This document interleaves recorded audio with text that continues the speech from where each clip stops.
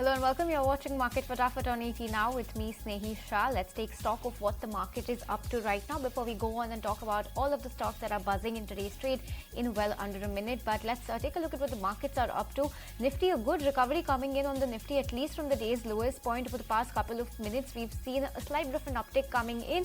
We've managed to cross the 23,300 level for now, looking good above that. But nonetheless, we're still 150 points lower from the day's highest point when it comes to Nifty. Sensex also a good uptick coming in, still continues to trade with a cut of 0.5%. It's the broader markets really that are taking it on the chin today because mid-cap continues to languish 1.3% lower. The small cap is the real underperformer in today's trading session, 2.3% cut coming in just on the small cap index. India VIX has cooled down a little bit, if you could call it that. Very nominal cool off coming in, but nonetheless still 2.9% higher. We're at 14.5 when it comes to the India VIX, so that's where the India VIX is at right now. Nifty Bank also continues to tank, 0.6% lower is where that index is right now. But the sharp surge that we've seen, a slight bit of a recovery coming in across the indices, is on the back of Nifty IT that's suddenly doing very well. You have Coforge, Wipro, Persistent, Infosys, Tech Mahindra that are leading the gains one way on the street today. Nifty Auto is dilly-dallying between the red and the green. Other than these two, all of your sectors are in the red today. Led the lowest by Nifty Energy, 3.5% cut, followed by Metal, FMCG, PSU Banks, Media, Realty, Nifty Bank and Nifty Pharma. These are your most to least sectoral losers in today's trading session. Lastly, let's take a look at some Nifty gainers. Bajaj Finance, M&M, Wipro, Eicher, Maruti, these are doing well. On the flip side, what's continuing to maintain some pressure on the Nifty is L&T, ONGC, BEL, BPCL and Coal India, along with Hero Moto. All of the numbers for that auto sales company, Hero Moto, they were largely in line with what the street was expecting. Nonetheless, a 3.5% cut coming in on Hero Moto as we speak. But on that note then, let's bring on board Aditya Agarwala, the Head of Research and Investment at Invest for Edu on the technical front. And today from our in-house research team, we are being joined by Ansh. Aditya and Ansh, good afternoon to both of you. Aditya, let's come to you for your first stock. Bharti Airtel is the stock that you've picked out on the charts. The charts have been seeming interesting for this one. Tell us what your take is and what are the next levels that you are watching on the charts. Hi Sneha, hi Ansh. Good afternoon. Thanks for the show. I think Bharti Airtel has just broken out from a narrow consolidation phase. It has been in this consolidation phase for some time now, and now that it's broken out from this consolidation phase, looks like the uptrend has resumed finally. On the upside, it can easily test levels of 1750 to about 1800 in the near term. At current levels, I would definitely be a buyer in Bharti Airtel. If you already have the position, maybe you can add some more to it at current levels. On the downside, 1600 is a good support area. On the upside, like I mentioned, 1750 to 1800 is what I'm eyeing for. Now, if I plot a MACD and an RSI on the daily time frame, both of them do indicate that bullishness is intact in the stock. Rather, post this consolidation breakout that we're witnessing in trade today, they have moved beyond their neutral territory and have entered into the bull phase. So which tells me that going ahead in the next few trading sessions, you will see a decent upside in Bharti Airtel. Okay, that sounds optimistic for Bharti Airtel. Aditya, our next few trading sessions, any tinge of green on the street is a good news right now. But let's move on, talk about a stock that's flying high in today's trade, even amidst a sideways market, and that's UPL. This is on the back of two news flows. First, let's talk about the brokerage note that's come in from Investec. They've upgraded the stock to a buy rating from a sell rating and have hiked the target price significantly to 700 rupees per share from the earlier 450. They believe that it's an operational beat on the numbers. Their outlook is improving and the valuations are also supportive. They've increased the EBITDA estimate by 1 to 3% for FY25 to FY27, and they also say that the global destocking exercise is complete and that should bring down the debt level from the rights issue, the Advanta stake sale and operating cash flow. So all of this is looking good to UPL, to Investec, and on the back of that they've upgraded UPL to a buy rating from a sell rating. So very big upgrade, big price hike also coming in on UPL. On the back of that news flow, the stock is up 4%.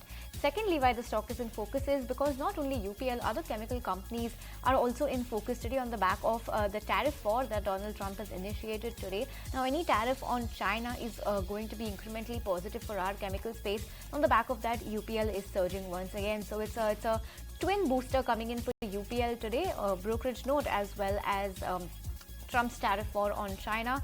So that's the reason why the stock is up 4% in today's trade. Let's move on, talk about a banking name then. Ansh, you've picked out IndusInd Bank for us.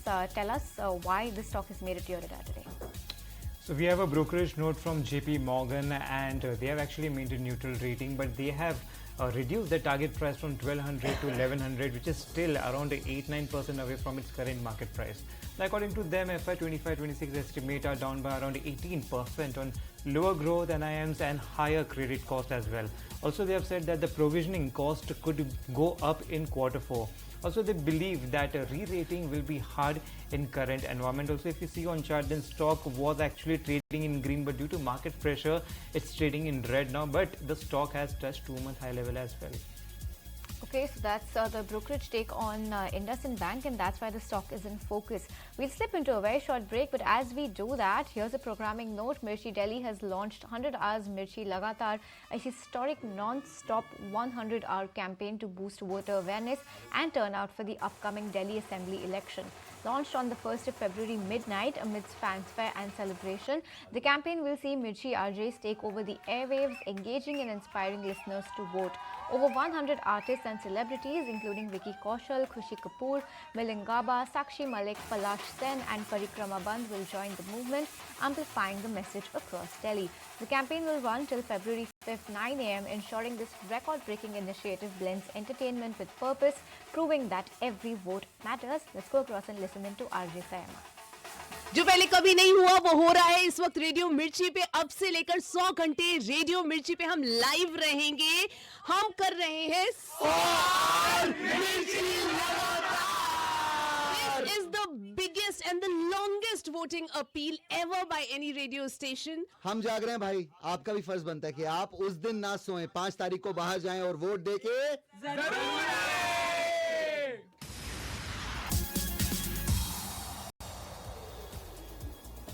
Hi there, welcome back to Market Fatafat. Let's keep it going with all the stocks that are in focus. And Aditya, coming to you, Crompton is what you have picked out on the charts for us.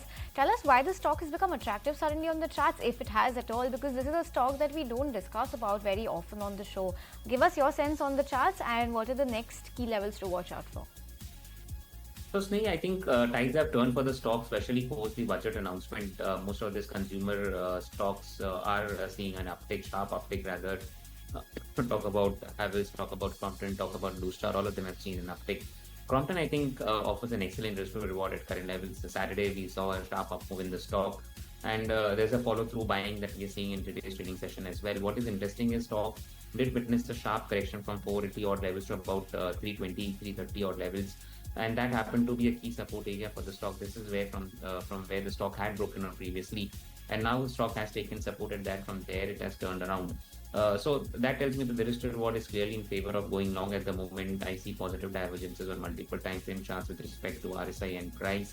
So overall, it looks like a healthy chart setup. If it sustains above 380, I think stock can test levels of 430 on the upside. So at current levels, I'll be buy for a target of 380, above 380, and hold on to the stock for a target of 430 on the upside.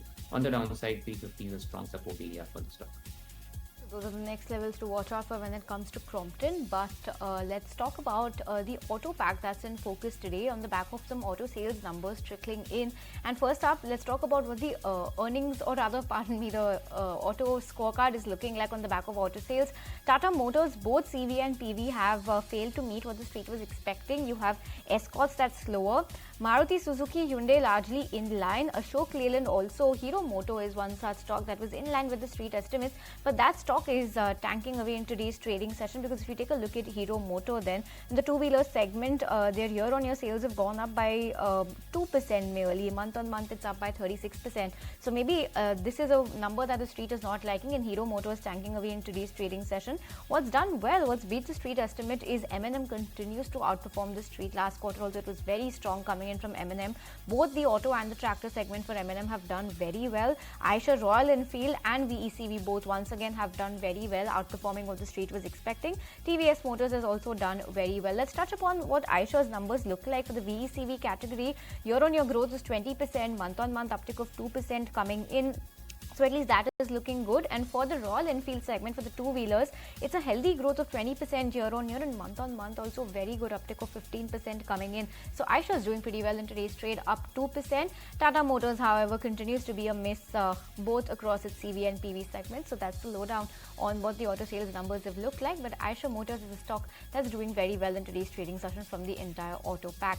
But let's shift focus and talk about consumption stock, and ITC is the stock that Ansh you've picked out. Of course, this stock has been in focus ever since there was no budget announcement coming in on the hike in tax on tobacco, and ITC is one big gainer from that. Tell us what brokerages have made of this non-development that's come in the budget that's turned out to be rather good for ITC. Well, that's right. It's positive for the stock actually, and Morgan Stanley has come up with a note on this.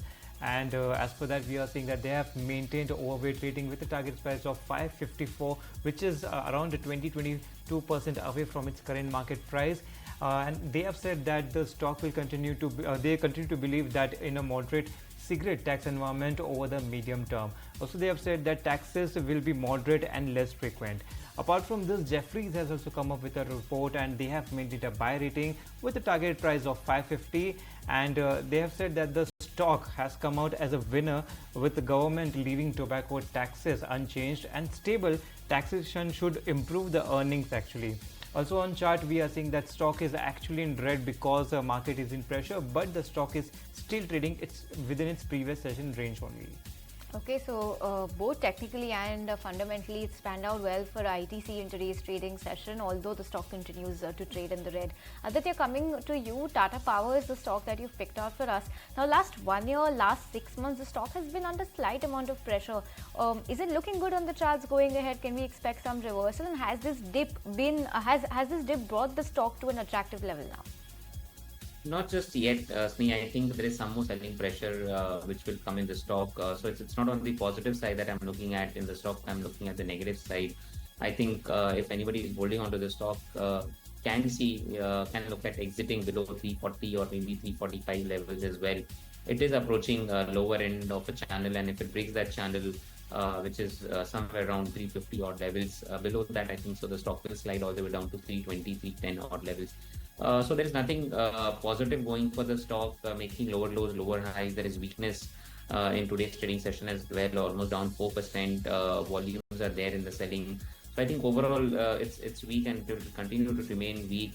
Below 350, one can look at initiating a fresh short for a target of 330 to about 320 on the downside. On the upside, till the time stock takes out 365 and sustains above that, I don't see any up move in the stock. Okay, so that's the take coming in on Tata Power. Let's move on, talk about a stock that has a positive news flow but has given into the market pressure today, and that is Lupin. Now, the stock of Lupin fell nearly 2% in early trade today, despite the company receiving no observation from the US FDA inspection that happened in their facility. The company announced the pre-approval inspection of the US FDA of the Idara-1 oral suspension 105 milligrams or 5 ml at the manufacturing facility in Somerset, which is in New Jersey. The inspection was carried out from January 28 to the 1st of Feb and concluded with 0 Form 483 observations. Remember, earlier in January, the company received the EIR from US FDA for its Pithampur Unit 1 manufacturing facility as well, which manufactures both APIs and finished products. It's a very positive news flow coming in for the company, but nonetheless, it continues to trade under pressure. 1.5% cut coming in on Lupin, just on the back of the market pressure that we're seeing on the overall stocks today. But other than that, let's move on. Once again, talk about a bank, and Aditya, RBL Bank is the one that you've picked out. Now, these private banks have been in focus for some time now. Tell us what's the news, tell us what's the levels that you're watching on RBL Bank, and how attractive does this stock look on the charts to you? I think, Sneh, it's time to go long on RBL Bank. It's been some time that the stock hasn't done anything for itself, while some of the private sector banks have seen an uptick. RBL Bank, unfortunately, has only seen a downward spiral. But interesting thing is now it has entered into a sideways consolidation, almost on the verge of a breakout from that consolidation. 170 odd level is the breakout point, and if it sustains above 170, maybe in today's trading session or the coming trading sessions, I think this is one stock which will see a significant uptick from current levels. I'm looking at a target of 200, about 220 on the upside. So currently trading at 165, that is a sizable upside that I'm looking at in the stock. What is interesting is slowly and gradually the moving averages are inching higher. And along with that, if I plot in RSI and MACD, both have entered into the bull territory. So something is telling that the stock has bottomed out and it is entering into a bull phase.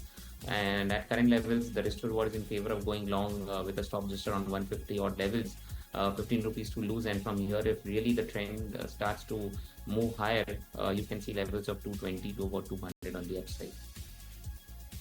Okay, so those are the key levels to watch out for an RBL Bank. But that was the last stock that we wish to cover on this edition of Market Fatafat. Ansh and Aditya, thank you so much for taking the time out and joining us on the show. But viewers, on that note, we'll wrap it up on this edition of Market Fatafat. Thank you so much for tuning in.